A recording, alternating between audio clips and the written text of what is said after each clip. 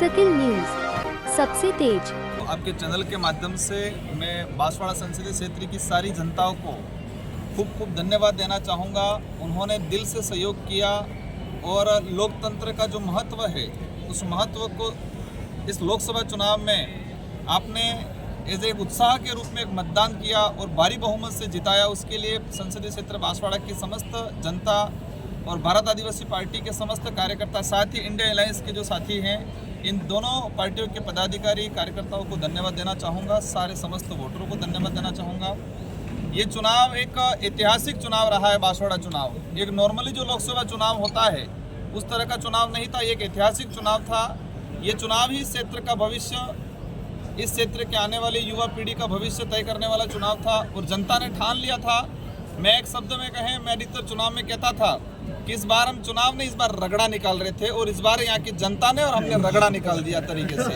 और साथ ही उपचुनाव बागीदोरा की अगर बात करें, बागीदोरा में भी जोरदार तरीके से रगड़ा निकाल दिया।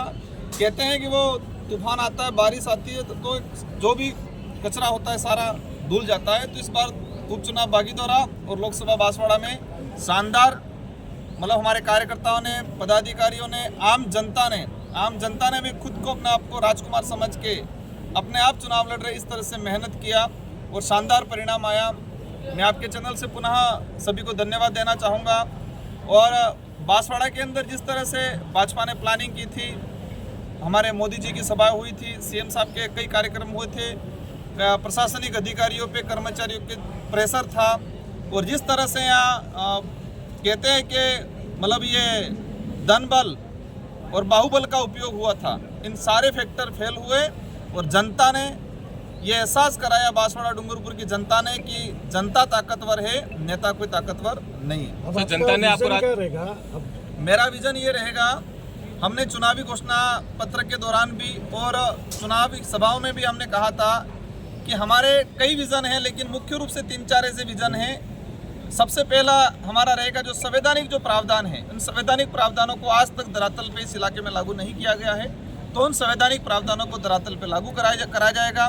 साथ ही एजुकेशन के मामले में हम डूंगरपुर बांसवाड़ा की अगर बात करें तो यहाँ एजुकेशन बिल्कुल ग्रामीण इलाकों में ठप पड़ा हुआ है, तो एजुकेशन में बेस्ट काम करने की हम पूरी कोशिश करेंगे और अच्छा एक क्रांति लाएंगे। यहाँ पर गुजरात के लिए पलायन होते हैं लोग अधिकतर, तो हमारी कोशिश रहेगी कि इस पलायन को रोका जाए। हमारे जो बेरोजगार भाई हैं, शिक्षित बेरोजगार हैं, इन सारे लोगों को कहीं के स्थानीय स्तर पे रोजगार देने का बड़ा प्लान लाएंगे। पेयजल को लेके, एग्रीकल्चर को लेके, और सबसे बड़ी समस्या हमारे सामने आ रही है कि इस इलाके में अगर गवर्नमेंट से हम डाटा उठा के देखते हैं और ग्रामीण इलाकों में धरातल पे जाके भी देखते हैं तो कुपोषण तेजी से बढ़ रहा है। तो मेरी प्राथमिकता ये रहेगी कि इस इलाके में कुपोषण पे काम किया जाए, सेंट्रल गवर्नमेंट से अच्छी से कोई स्कीम लागू करके ट्राइबल इलाके में कुपोषण को दूर किया जाए। इस तरह के अनेक प्लान हैं। हमारे पार्टी के पदाधिकारी समस्त लोग मिलकर एक विजन के साथ हम चुनाव लड़े थे और विजन के साथ ये 5 साल निकालेंगे। केंद्र में सत्ता कोई भी बने, यहाँ पर बांसवाड़ा डूंगरपुर की जनता ने जिस भरोसा जताया है, इन भरोसे पे हम खरा उतरेंगे और अवश्य जनता की भावना के अनुरूप 5 साल निकलेंगे और शानदार काम करेंगे। यदि केंद्र सरकार आपसे मांगती है, समर्थन मांगती है, क्या करेंगे आप? देखो, अभी परिस्थितियाँ क्लियर, मतलब कहते हैं कि स्पष्ट नहीं हुई है, क्या बनेगा क्या नहीं बनेगा अभी 3-4 बजे तक, क्योंकि पूरे देश लेवल का जो चुनाव है अभी आंकड़ा ऊपर नीचे हो रहा है, तो शाम को 4 बजे तक, 4-5 बजे तक क्लियर होगा। इसके बाद ही हम हमारी ओर से कह पाएंगे कि हम क्या करेंगे क्या नहीं करेंगे।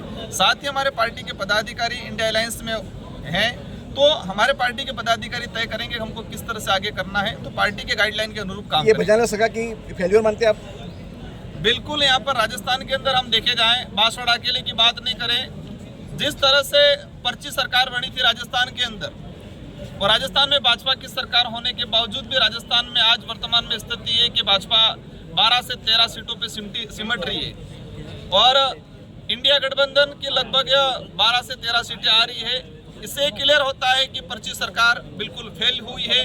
यहाँ का आम जनता, आम कार्यकर्ता, किसी भी पार्टी का पदाधिकारी, भाजपा के भी पदाधिकारी कार्यकर्ता नाराज थे, क्योंकि एक तानाशाही सिस्टम अपना रखा था। लोगों की भावना के अनुरूप जो एमएलए चुन के गए थे राजस्थान के अंदर, भाजपा के थे, उन भाजपा के एमएलए से भी उन्होंने सुझाव नहीं लिया था, उनको एक पर्ची पकड़ा दी गई थी और इसी का नतीजा है कि जनता ने इस लोकतंत्र की ताकत को बताया इस बार।